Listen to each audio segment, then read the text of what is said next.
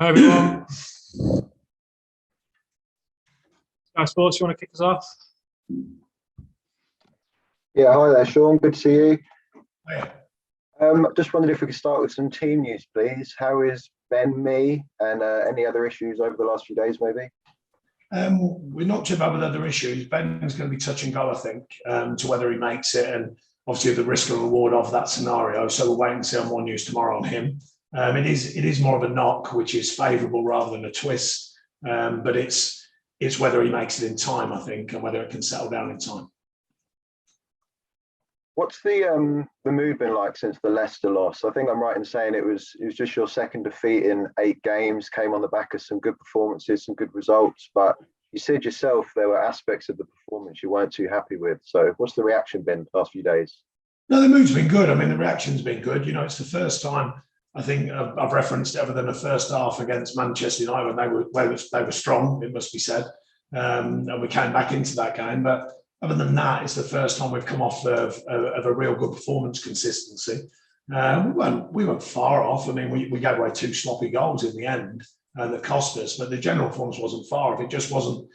There wasn't as clear focus and as clear mindedness as what shown of the performances recently. So, you know, we're a constant work in progress. I always say that, but we are. So, you know, I've got to be careful of my demand because the players are given a lot here, and they'll continue to do so. I'm sure of that. You obviously played Chelsea on Saturday. Big story developing at Stamford Bridge, as you know. Do you think that's something that you could maybe take advantage of, that the ownership situation might be in the Chelsea players' minds? They seemed to struggle a bit at Luton last night. I doubt it. I mean, they've still got some top players. I didn't think they overly struggled at Luton. I thought Luton gave a very good performance, and Chelsea, as they do, they find big moments because they've got big players. You know, I think anything that does affect them, if it does affect them, you know, is helpful. But I don't really see that they've suddenly become a bad team or anything. They've got some fine players, that's for sure. So I'm thinking they're still going to be a solid outfit as a minimum. You know, and even in what people have described as an indifferent run, I think they've only lost 1 in 10. So, you know, I think that's a fair reflection on the fact they're still a powerful side. I just wondered if you had a view on Abramovich's decision to sell the club. I mean, do you think it's the right call in the circumstances? I have no clue of the links, the whys and wherefores of their club and the situation. That'll be down to him and his decision. And just a final one from me. I mean, there's a bit of a cliche that games for teams close to the bottom of the table against your traditional big 6 sides such as Chelsea, you know, they kind of don't decide whether teams go down or not. But do you think with 13 games left that really you need to take points from every game, or is it games like this won't really affect your season? It's not about they won't affect them. I mean, you know, last season we went off to Liverpool and won there, and you know, it's a big effect because it's not only the 3 points, the feel and stuff like that.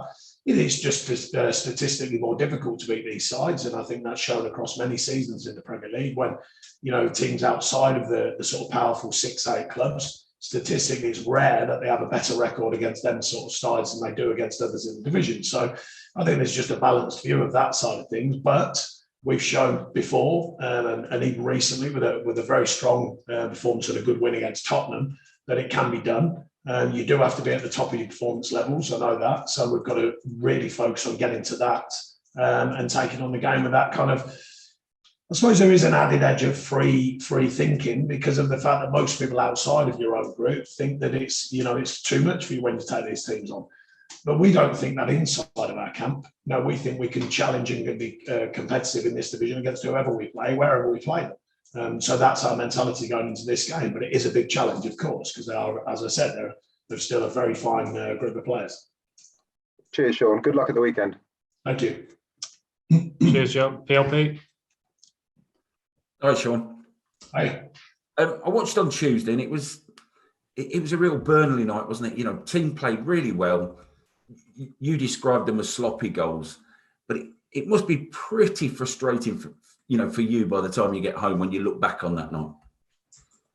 I think all losses are. You know, as a manager, you always feel that all losses can be prevented. Obviously, with rational thought and analysis afterwards, sometimes you hold your hands up. You know, being beaten by teams who have been too strong for us, you know, various times during our time in the Premier League. I just felt that the other night was one that kind of we added to the fact that it went away from us. We didn't play with the clarity we have been playing, and we gave away two soft situations. Nick Pope played very well and made some big saves for us. And we actually conceded from two situations that we didn't need to. If a couple of the other ones had gone in against Pope, I'd have held my hands up. But we kind of didn't do the things that we normally do to prevent two situations, which led to their goals, albeit the last one we were, you know, pushing forward to try and get something from the game. So that was my main bugbear. I just felt that we were on such a good performance level over so many games that I just felt the energy was right, which it was actually. Statistically, we were strong again physically. But the detail wasn't right, and we've done well with that over the previous 7 games. So you have to remind ourselves of how important that is. And the other night, Tuesday night, does remind you of that, because you need to get the details right all of the time in the Premier League, so you get punished. I was watching Baghurst, and where Woodsy might have had 8 years earning his trade at the likes of West Brom, Birmingham, Leicester, he's come into the Premier League. Do you think he's finding out what he's let himself in for now? No, I think he's enjoying himself. I think he's enjoying the challenge. He's grasped what we're trying to achieve here.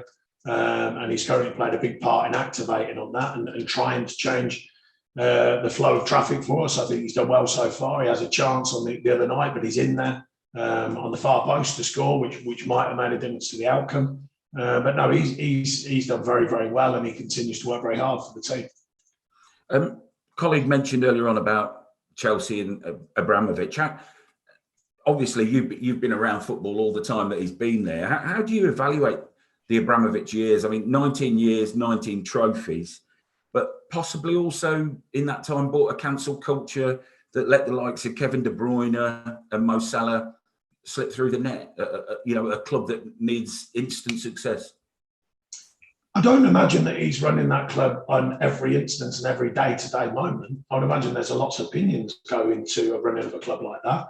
I think the very start of what you said, 19 trophies in 19 years, I don't think that's a bad stat. I think he'd be reasonably happy with that. All the other whys and wherefores are in-house situations. I can't comment on whether players leave or stay there. They're in-house situations. There's many reasons why players come and go to a football club. But overall, I think when you look at the structure of the club, the size of the club, what it was and what it is, then I think, I don't know, but I imagine that most Chelsea fans would be pretty happy with the work that's been done there, and certainly the amount of money that's been put in to try and get the club to where it is now as certainly a very, very recognised part of the Premier League and of world football. And, you know, I think that on that score, then I think most Chelsea fans would appreciate what's gone on over 11 years. But you'd have to ask them, but that's what it seems to me. Cheers, Sean. Good luck. Thank you. Thank you. Daniel. Hello, Sean. Hi, Beardy. I'm just going to have a quick swig, mate. You have a swig. You take your time. Done. Thank you. Not a problem. On Ben Mee, the centre-half position, and me and Tarkowski obviously have such an established partnership.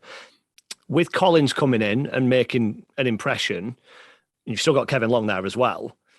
Are you kind of blessed in the centre-half department? Is there less worry about Ben potentially not making it now than perhaps there would have been earlier in his time with the club? Well, I think all it is that Kevin Long, we know, seasoned pro, looks after himself. He's always been ready and willing. He didn't play early in the season. He'd had a pretty long-term injury, and he'd had hardly any football coming back. Whereas Nathan Collins had come in and done a full pre-season and was fully fit and sharp. Excuse me. I think Nathan's more than justified his inclusion in the team when he's played with his performances. And he came into an awkward performance at the night. It's not easy when you're coming on as a centre half, and he did very well for the most part. So certainly, I think that's added to our strength and our depth in them positions. But like I say, I certainly don't, on the other hand, discount Kevin Long. He's been very unlucky with the timing of his injury, because early season we would have probably gone with Long if he'd had more football. But equally, as I said, Nathan's come in and done very, very well, and he's adapted to the challenge very well. I heard you talk about the team selection, the changes that you made the other night, kind of with a view to the players' workload and how many games they had or hadn't played. Is that a sort of bigger consideration? Do you look longer term at the kind of workload stuff and the physical stuff, and with a few games still to schedule, is that a little bit up in the air sometimes? I think the thing that we've found is I don't, as you know, I don't rotate, as the modern world calls it. I don't do that for the sake of it. It's not really something I bother too much with. There are times when you get a squad level where I think the squad is very, very tight now on who plays and who doesn't.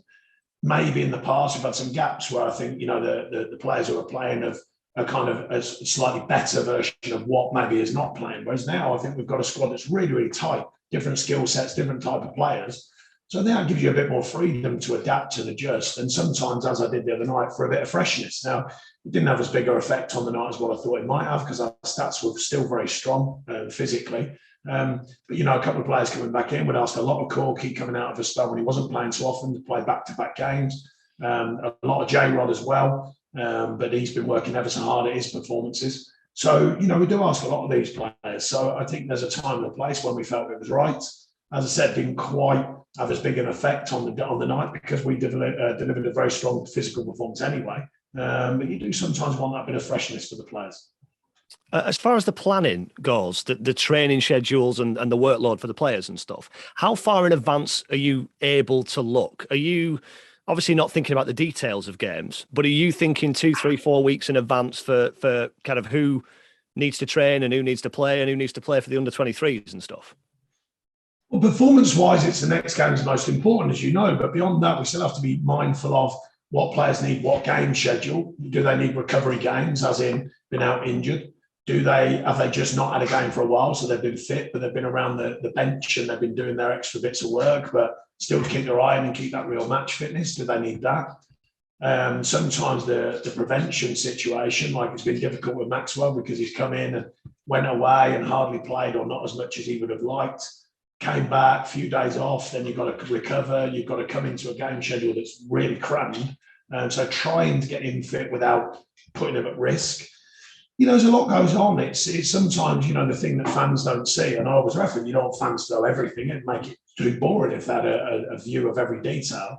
But the things you sometimes forget is there's a lot goes on into monitoring what the players are trying to do. There's a lot goes on to the physical workloads and the balance between that, rest and well-being of the players. So there is a lot to it, and sometimes fans don't see that. They get frustrated because whatever player is playing or not playing, as the case may be, we can only get so much information out there. There's often a very good reason why that player's not playing, and sometimes it is to protect them and make them sharp and ready for whatever comes next. And there is a big juggling act, and there is a big risk and reward. We've seen that over the last couple of seasons. We've had a pretty heavy injury situation. I think last year was slightly different, I think you know, but across the whole of the Premier League, there was more injuries, more soft tissue injuries, mainly because we all think because of the game schedule and odd timings of games. This season is similar but different because we've had the COVID situation ourselves, we've had games called off, and it just adds to the games that need to be slotted in. So there's a lot more to it than people think than just rolling out 11 players. There is a lot more to it to make sure the 11 you are putting out are as ready as they possibly can be to go and perform at the highest level. Due to the FA Cup, your game with Southampton is going to have to be rescheduled. I think there's still a couple that have got to go back in that schedule. Does that uncertainty, does not quite knowing those things, make the planning more difficult? I think it's better to know sooner. So we'd certainly be looking at that. But they do have to slot in. Don't forget, it's not just our games. They have to slot them in around, whether it's Champions League nights and, you know, FA Cup situation, all of that, although that being the Southampton situation. So it's not an easy situation for them. It's not always easy for us, but that's the challenge. You know, when these games are put in, we have to mould our thinking accordingly and get ready for what comes next. And then, as I said, still have an eye on a balanced view of their well-being and their ability to be as sharp as possible to play whatever games are coming up. Just on the Chelsea situation, obviously you've been involved in football a long time. You've been involved in a takeover at Burnley. You were kind of on the wrong end of a takeover at Watford. You ended up losing your job as a result of that. Just generally, though, how easy or difficult is it to keep stuff that's not related to the pitch kind of away from preparations and conversations and the minds of people around the place? Well, in theory, it's simple because, you know, they're there to play football. They're contracted to play football. That's their profession. They know what's the challenge is. They know what's at stake. But of course, the modern game, there's so many outlets and so many media hits and so many media streams going into players and outside views and noise. it's not always as easy. You're trying to manage your team internally, of course, and what you do and all the planning, but sometimes there's lots of external messages and news, and sometimes individuals, sometimes just at collective moments. And so I think it's just changing. I mean, I do think the modern player is probably savvy enough to that, because it's not like, well, unless you're very young and you're new to it, most of the players know that. But it's still tricky. There's a lot of voices, a lot of opinions going into players when you want them to just stay focused on what's right in front of them, which is usually the next game. And purely football-wise, if you can put in that performance and beat Tottenham a week or so ago, do you need to repeat that if you're going to beat Chelsea? I think you certainly need to play well against these sides. I always say, they might have a soft one. There might be decisions go your way. There certainly wasn't many of them the other night. But yeah, you do need to perform well. In my experience, you need to perform very well to win against these teams, and certainly good enough if you want to get a draw against these teams. So our players know that. We've got a pretty wise group. They know we'll have to be on top of our performance to take these on. And you got a point at Stamford Bridge earlier in the season. How different are Chelsea, if different at all, compared to then now? I was just saying there's a bit of noise, as if there's some kind of not what's the word, like just not as strong as they were. But at the end of the day, they've only lost 1 in 10. So that's a message in itself. They're still a very, very strong outfit. Maybe just not currently where Liverpool and Man City are and what they're delivering, but very, very strong. So we've got to be realistic with that. As I said, equally, we have found ways of operating against these teams, and we're going to have to do that again. Thank you, sir. Thank you. Cheers, Dan. Phil, PA. Sure. I just want to dip back into team news check, if that's all right. Eric Peters and Dale Stevens have been out of the squad.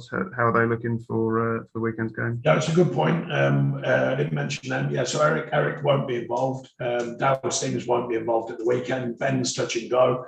Eric's going to be, I don't know the exact times, but it's going to be a few weeks rather than days. And we're waiting on news on Dale. I don't think that one's as serious. Could be training next week. And nothing else. We'll find out more tomorrow. Sorry, Ben, we'll find out more tomorrow. Yeah, and other than Ben, there was nothing new to come from Tuesday's game. No, just recovery and things like that from a few knocks, but nothing that should get annoying. I suppose the other thing I was going to mention from Tuesday's game is Nick Pope. You've already said already about the saves he made. Sort of good to see him put in such a strong performance. And sort of how crucial a factor do you think he could be between now and the end of the season in terms of this survival battle? Obviously, clean sheets are vital. Yeah, it's not just about him. He's got an able and working team in front of him. But when he's called upon, he has that ability to make big saves. And I thought there was a couple in there the other night from short range, which were very good. One down to his left, comes through bodies, gets down super sharp. People sometimes forget the big guy that he is, 6'6"-ish. Then he gets down super sharp to his left. One in the second half he makes, but you'd expect him to from a curling effort. Another one in the first half in short range when he stands up so big. They're good habits as a keeper, and he's certainly got fast eyes, as I call it. He sees the picture very quickly, and I think he improves on that all the time. That's great. Cheers. Thank you. Thank you very much. Joe Bradshaw. Hi, Sean. I was going to ask you about, you mentioned before about Maxwell and how he's sort of found it a little bit tricky maybe this year because of being injured and then off at AFCON. I was wondering what you'd said to him to try and keep his morale going and see how he can help him get back to top form. Yeah, he doesn't need his morale keeping going. He's a good character, and I think he will find the moments he has been doing. I don't think he's a million miles away. The other night he breaks the back line, nearly nicks a goal. One that's offside, of course. Maybe he could have held his run, but he's in there to try and score. So players are never far away from performance levels. Josh Brown was a brilliant example of that. He was just a bit quiet in his performances. Then he was excellent against Liverpool. He's never looked back. I think his performance has been outstanding the last number of games. Aaron Lennon, people like that. So you can be kind of going along just steady, and then all of a sudden you take fire again. And I think we certainly want Maxwell to play his part in doing that. Yeah, fair enough. And the other thing I was going to ask you, so you mentioned before about how recent performances against the top teams at Turf Moor particularly have been quite impressive. How much confidence does that give you going into playing another one of the big boys this weekend? And what is it about, I guess, playing Burnley away that is tough for these teams? Well, I don't know about all of the stats, but I think certainly recently, I thought we were strong against Man United second half. Arguably one of our strongest performances against a good Liverpool side, and I thought we deserved more. Strong against Tottenham, and got a lovely win. So there's a recent view of it. Our fans play their part. In these games, it's certainly the underdog spirit, the underdog mentality, and the fans get behind the side for that. They always get behind the side, but I think especially when there's a bigger team coming to turf. But like I was saying, whatever happens in the games, you've got to play well. These are top groups of players, and there's varying teams in the Premier League that have them, and you've got to play well. So our marker is still about us. It's still about the right mentality to take the game on and being prepared to put a shift in physically, because you have to. But equally, playing your side of it and playing your part in it and making the game as much about you as possible. And I think we've got to continue to do that. Brilliant. All the best, Sean. Thanks. Thank you. Thank you very much, Joe. Alex James. Hi, Sean. Hi.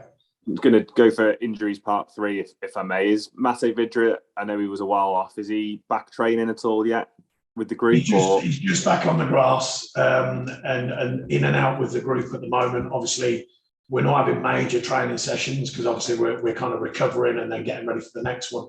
But hopefully he'll get more training in next week. And Johan, do you think he will be back before the end of the season? Is that the sort of hope at the minute, or not sure? We'll wait and see. Because he's only literally just recovering from the initial injury. So once he comes out of the boot that he's in and his calf gets working again, we'll wait and see how quickly that can recover. Yeah, no worries. I just wanted to ask you about the central midfielders as well, or the group of central midfielders you've got. It seems, looking from the outside at the moment, it's quite a tight call between which two of Josh, Jack Cork and Ashley Westwood make it into that midfield 11. Just what sort of different dynamics do they bring in, and how pleased have you been that with the level of competition they've been able to offer each other? Yeah, I mean, Dale's been in and out of injury, so I understand you're not mentioning him, and I think the other three have played more football. Corky's, I think, sprung back to life. I think he was having a quiet period, and then he's come out of it and he's played very, very well. Weston, we know what a good campaigner is, and I said earlier, Josh Browner he was steady away, but without affecting the game as much. And then all of a sudden, he's really come to life. I think he's been terrific. I think he really stepped on in the Liverpool game, and he's continued that form. So, a good current trio with Dale still not being quite fit, but a good current trio there. Do they have to adapt? I mean, we saw what Josh can offer in an attacking sense a little bit at Brighton. Obviously, he was alongside Corky that day. Do they have to adapt depending on who they're playing with? And does that come into your thinking based on the opposition as well when you're picking a team? Well, there's only really Dale who hasn't played enough football with the other three, or the combinations that you mentioned. He's only really him. The other or two out of the other three, they know how to play together. There's been the odd time when Josh Barrow's gone in that number 10 sort of thing as well. So they know how to play together. But I don't think they've had to adapt too much because of their kind of know-how and their know-how through training as well. You touched on how good Josh has been recently, but heartening to see Jack Cork, and with the experience he's got and the age he is, and Ashley Westwood as well, continuing to learn and develop and try and kick on. The two of them have been very seasoned pros. We know that, very experienced in the Premier League, and they look after themselves. And I like the fact they're very open-minded to their performance levels. And I think both of them have done very well. Josh continues to progress as a Premier League player. Just one on the Chelsea sort of situation off the pitch, as was touched on earlier. You had a period, or a prolonged period, where we were talking about a Burnley takeover for what seemed like months and months. How difficult a position is that as a manager to fully focus on your job at hand and sort of shut out all the outside noise, and which is obviously where Thomas Tuchel finds himself at the minute? Well, I certainly don't want to reference Thomas Tuchel. In my experience, in my own experiences, it's not really difficult to get on with what you're doing. It's only if it starts getting involved with the back scenes and the finances, and when the finance is going to be put in or not. In our case, the financial situation was waiting to change. So therefore, as you can imagine, if you're selling something, you're not going to just bundle out money everywhere, and you're going to keep it in. It's like selling your house. You know what I mean? You're not going to suddenly rip the kitchen out, are you, if you're going to sell it? So, it's the same sort of situation. It's quite simple in its format, but if you are managing things behind the scenes, that's a different thing. But the challenge right in front of you is still there. I mean, the challenge is to get the team right, get them prepared, and go and win games. That's what you pay to do. That's the design. Obviously, in my situation, it's slightly different. I have a bit more say in lots of different areas of the club. Not all of them, I say, but quite a few. Some managers are more like head coaches, therefore their job is to just get on with the team and that's it. So it depends what club you're at, I think, as well as the circumstances. And last one, I see you've been supporting Jordan North and his Comic Relief rowing challenge, and the players have as well. Do you fancy a bit of that one day? Bit of rowing, any good? Or I've had three back operations. I'm pretty sure my back is not going to take sitting in a boat for 5 days. I'm pretty sure of that. There's other challenges I've been offered I might take on in my future, but I doubt rowing's going to be one of them. I don't think my back will take that. Nice one. Cheers. 4 back operations, actually 4. Nice one. Cheers, Sean. All the best for the weekend. Cheers. Thanks. Thank you, everyone. That concludes the broadcast section of the press conference.